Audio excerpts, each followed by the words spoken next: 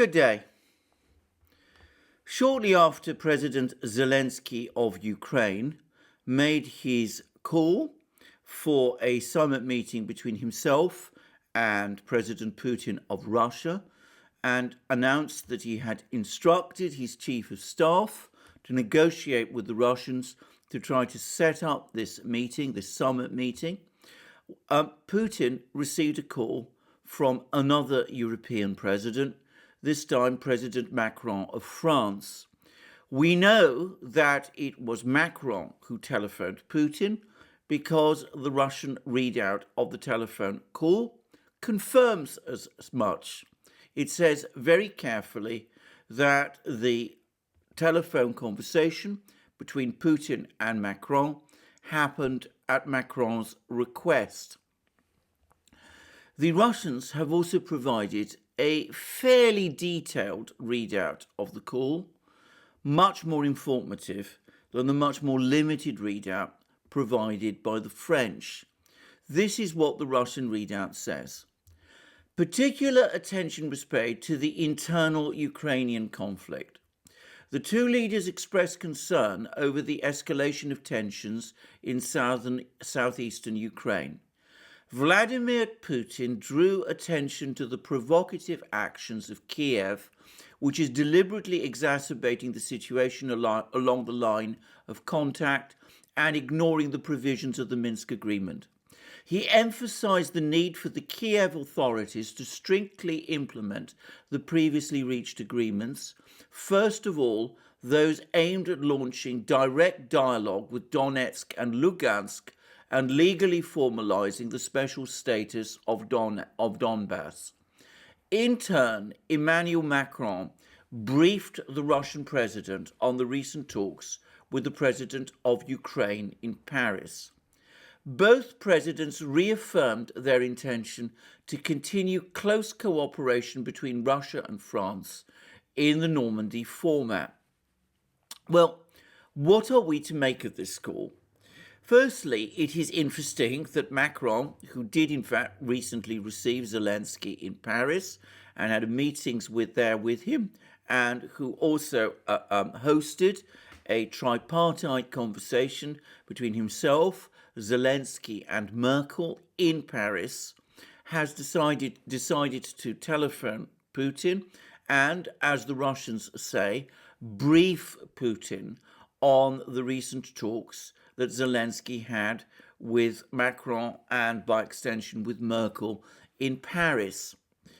And it is also very interesting that Putin went out of his way, as the Russian readout shows, to emphasize that the conflict in eastern Ukraine is an internal conflict within Ukraine, and that the problems that have arisen this spring and summer are due to the, as the readout says, exacerbation of the situation along the line of contact caused by the provocative actions of Kiev, which is ignoring the provisions of the Minsk agreement.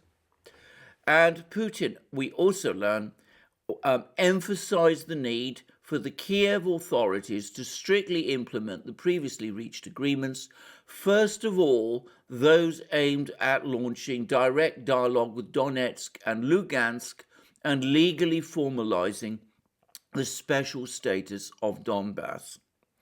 So what exactly is going on? Well, I'm going to make a guess.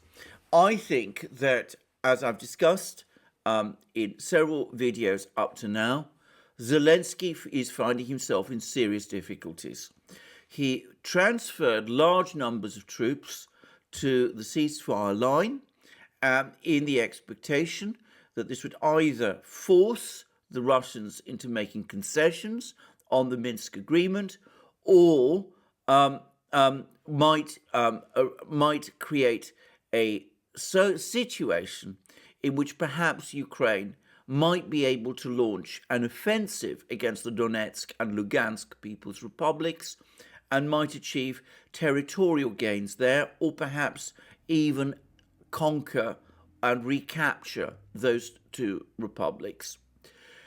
Those plans clearly went up in smoke as soon as the Russians, for their part, carried out their massive deployment of forces on Ukraine's eastern border. That deployment put the Ukrainians in a position where they knew beyond any doubt that if they were to launch an attack on the Donetsk and Lugansk People's Republics, their forces would be overwhelmed and destroyed by the Russians, and Ukraine's very existence as a state would, as Russian Foreign Minister Lavrov said, be placed in jeopardy. So Zelensky is not in a position to advance, but neither is he in a position easily to pull back. If he simply withdraws his forces from eastern Ukraine, then he is open to attack within Ukraine from the hardline nationalists there, who will say that he has been faced down by Putin in this confrontation. Given that Zelensky's relationship with the hardliners in Kiev, in Ukraine, is a poor one, given that they have never trusted him because of the way in which he was voted into power, with the votes of Eastern Ukrainians who are predominantly Russian-speaking and who clearly want peace and a settlement of the conflict in Eastern Ukraine and with Russia. Quite simply, amongst hardline nationalists, Zelensky is not respected and not trusted, and if he were to withdraw his forces from eastern Ukraine with having achieved anything, he would be in very serious political trouble. Indeed, so serious that I'm not sure that he would survive it. So he is trying, as I have said for some time, to find a face-saving way out. And I suspect that the way out that is being looked for is some sort of summit meeting between himself and Putin. The idea seems to be, and it apparently was floated whilst Zelensky was in Paris, the idea seems to be that Zelensky meets with Putin and then is able to sell to people in Ukraine the withdrawal of Ukrainian troops from the contact line as being part and parcel of some sort of deal that he has done with Putin. And I suspect that the Europeans, who do not want to see a political crisis in Ukraine and who do not want to see Zelensky fall, have been trying to the extent that they can to support Zelensky in these moves. Well, they're finding that Putin is not interested in helping Zelensky in that way. As I've discussed in a previous program, in a conversation with journalists, had just whilst President of Belarus, Alexander Lukashenko, was visiting Moscow, Putin made it very clear that the Russians would not talk about the subject of Ukraine's conflict, internal conflict, as the Russians are careful to emphasize with Zelensky. They're only prepared to meet with Zelensky in order to discuss bilateral issues. If there is to be a resolution of the conflict in eastern Ukraine, that must be done internally by Ukraine implementing in full the Minsk agreement and negotiating directly with the leaders of the Donetsk and Lugansk People's Republics. This is what Putin once again said to Emmanuel Macron. And one wonders whether this point is ever going to finally be accepted in European capitals or in Ukraine itself. The situation in Ukraine remains extremely unstable. The Ukrainian troops are still there on the contact line, probably becoming restless and demotivated as troops who are kept in the field with nothing to do always become. Their equipment is probably already starting to deteriorate, as it is also being kept in the field, doing nothing very much. and there continues to be a drip of Ukrainian casualties as a result of exchange of mortar fire and artillery fire between the Ukrainians and the militias or militaries of the Donetsk and Lugansk People's Republics, in which, to the limited extent that I can establish, it is the Ukrainians who are getting the worst of it. Certainly, it is a fact that more and more Ukrainian soldiers are being killed. Lastly, there is the enormous financial cost for Ukraine, which is currently experiencing yet another economic crisis, and of course has the crisis of the pandemic to deal with as well, of keeping all these troops in along the contact line, doing essentially nothing. So from the Ukrainian point of view, this is an extremely difficult situation. If it is politically extraordinarily difficult to retreat, there may come a point when they decide, despite all the enormous risks, that they have to advance, even though doing so might invite destruction. That's something the Europeans want to avoid at all costs, which is presumably why all these attempts to try and set up a summit meeting between Putin and Zelensky are underway. The Europeans must be getting extremely concerned that Putin seems so little interested in the topic. I suspect that Putin is prepared eventually to meet with Zelensky to discuss, as he says, bilateral issues, economic cooperation and matters like that. But he has made it very clear that he wants progress to take place on implementing the Minsk Accord through direct negotiations between the Ukrainian government and the leaders of the Donetsk and Lugansk People's Republics. Sooner or later, the Europeans will have to accept that reality.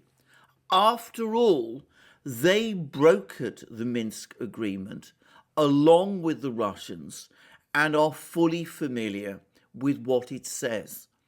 I have noticed, incidentally, over the last few weeks that there's been a subtle shift in Western media coverage of this issue, with Western newspapers and publications, media publications, for the first time conceding that Ukraine also, or in addition to Russia, is not implementing the terms of the Minsk agreement, even though in reality Russia is not a party to that agreement except as a guarantor, whereas Ukraine is. So we will see what the French and the Germans and the other Europeans eventually decide to do, how they will help Zelensky come down from this impossible position in which he finds himself.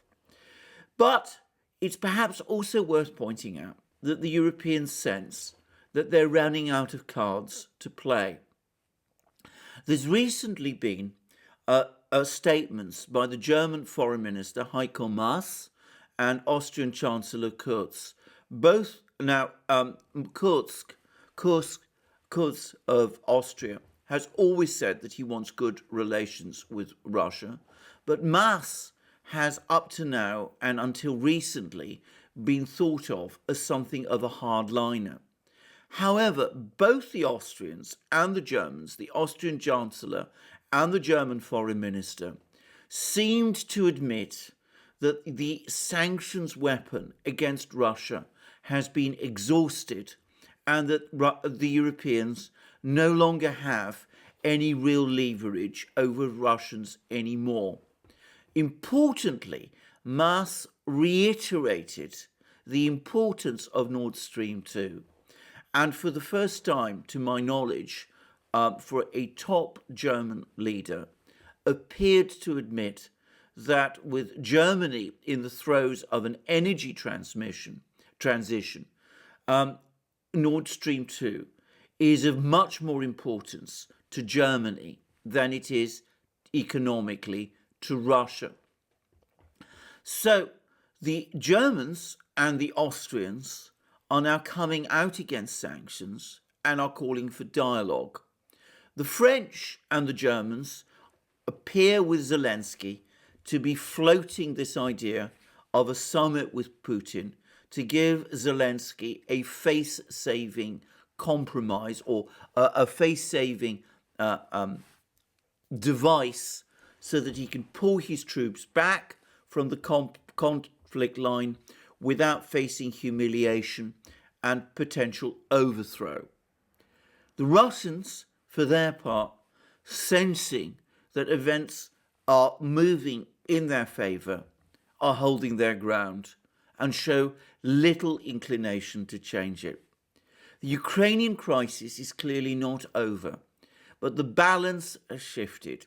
It is no longer potentially a military conflict, at least not this summer.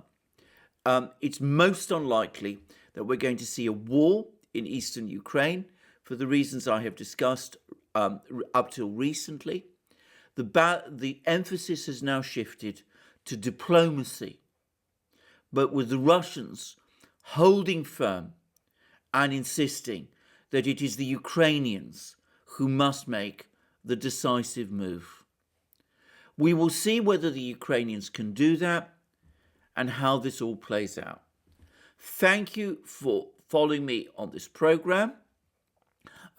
Also, please check out the other programs I do with my colleague and friend Alex Christoforou on our main channel, the Duran. Please also check out Alex's channel. You'll find links under this video. Please also check us out on our other platforms, BitChute, Library, Rumble, and especially Odyssey. Please also check out, support us to the extent that you can on PayPal, Subscribestar, and Patreon. And remember that we accept payments in all forms of currencies, including the new electronic ones. And last but not least, don't forget to go to our Discord server and to check out our shop and see the wonderful things that we had there, our famous magic mugs, our t-shirts, our hats, our sweatshirts, our hoodies, and all the rest. And I look forward to you joining me in future programs on this channel. And thank you for joining me on this one. And please, very last thing, remember to check your subscription. Thank you very much.